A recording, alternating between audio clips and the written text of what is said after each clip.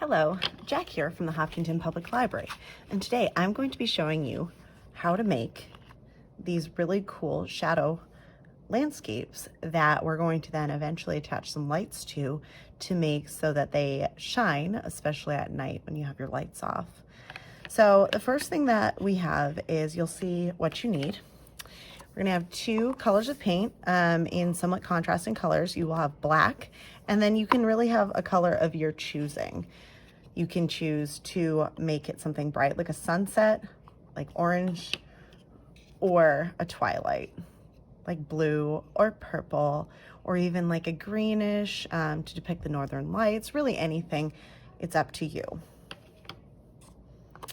Once you choose your paint, you'll have a foam brush, LED fairy lights, or little ones, and then a canvas, a 4x4 canvas, nice and small. And then you will also have your easel, which you can use to display it.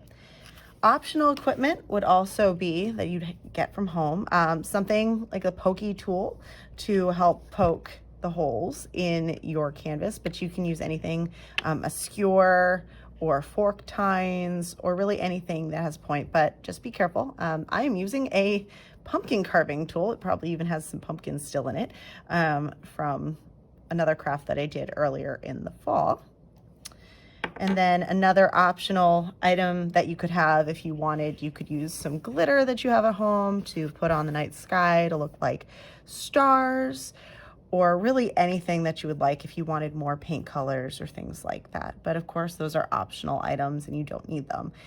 Something else that helps would also to have a hot glue gun or regular glue to help affix the lights so they stay a lot better. But that's something you would also have provided at home.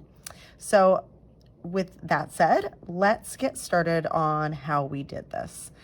So I'm not going to show you the painting process because the painting process is pretty simple.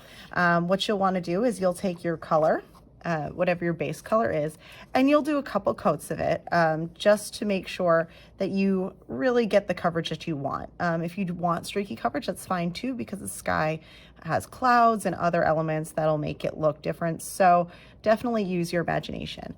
After letting that paint dry thoroughly, you're going to take your foam brush and your black paint, and really the easiest method to do this would be to take your brush and do singular strokes down for the trees, and you just have to do a couple of them, and then using the side of your brush, the tip really, but turning your brush to the side, you'll just give them some basic strokes here to make it into a conical shape like the trees, and you would repeat that 3 times.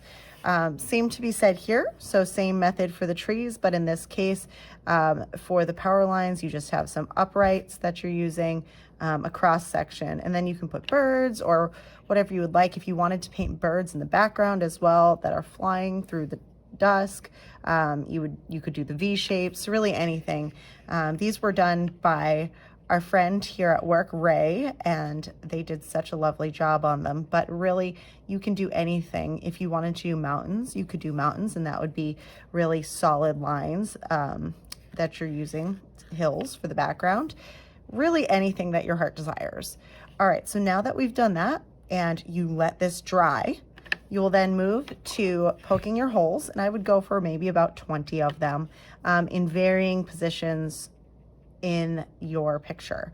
Stick to the areas that are painted your contrast color, not the black, because in that case, that would then make it so the holes would stand out like real stars would be, because if it were real stars, the things that are in front of your view would be blocking the stars. So, but you can do what you'd like. If you'd rather, instead of stars, cluster some of the lights to make them look like a cityscape, you could do that too. So instead, drawing buildings, and you could do whole blocks along here as buildings, and you could make them the lights in people's windows. You really have as many options as you want. When you're poking though, just make sure that you have, I would suggest, a piece of cardboard or something behind it when you're inserting, just in case, to protect your hand as well as protect any surface that you're working on. All right, so I'm gonna go ahead and get our glue ready and our lights ready so I can show you the next step of the process. So I've already put some of these on, but I'm using a hot glue gun, and you don't have to be super careful with how you lay your lights, and not every hole necessarily has to be filled. So I'm just taking a clear hot glue and carefully putting the lights over it, gluing them down as I go. There we go. And I'm actually using that cool like little pokey tool that I have to help press the lights into the glue. Luckily, everything comes off pretty easily. That's the joys of hot glue. It's very, I find it very easy to work with. All right, and so I'm just gonna continue layering the rest of these, and then we'll flip it over and see how it looks. So the last step is just to glue on your battery box. Make sure your batteries have the button somewhere you can access it, like right here. All right, let's flip this over and see how it looks. Whoa, of course I got some glue strings coming out, but that is so cool. You can just put it right on the easel.